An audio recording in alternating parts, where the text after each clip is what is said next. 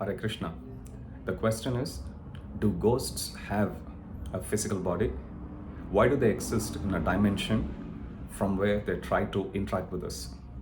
Answer: the ghosts don't have a physical body. They have only a subtle body. What happens at the time of our death is, when the soul moves from one physical body to another, it leaves the previous physical body and it carries along with it only the subtle body, which is made of mind, intelligence, and false ego. So when the soul moves from one body to another by means of natural death, at that time, these three subtle bodies go along with the soul to another body. The subtle body made of mind, intelligence, and false ego.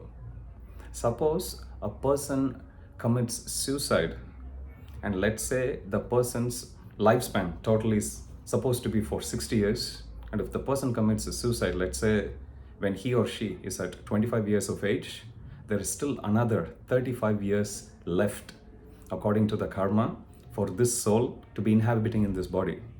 But by committing suicide, they incur a lot of bad karma.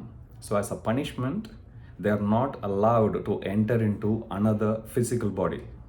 In other words, when the soul moves out of the body of such people who commit suicide, the soul is only left with subtle body, which is made of mind, intelligence, and false ego.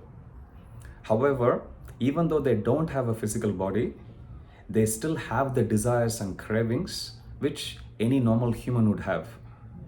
Now, because they have those desires, but they don't have the means, because they don't have the physical body, just like we have certain needs of our body, like eating, sleeping, so on and so forth, the ghosts also, even though they don't have a physical body, they still have all those desires and cravings. But in order to fulfill that, they need a physical body, which they don't have.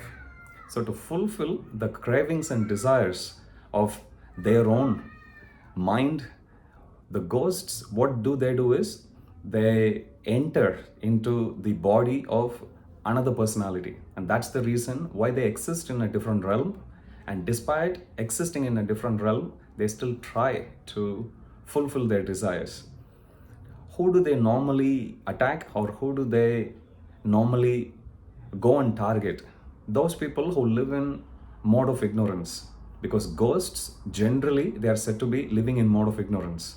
So they find people who have a very lethargic and ignorant lifestyle to be very easy for them to go and influence, and because of that, they usually try to possess the body of those who lead a similar lifestyle.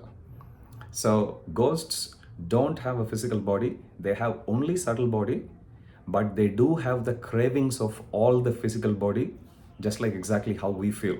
And because they don't have the physical body, they try to fulfill it by entering into the body of another person. Hare Krishna.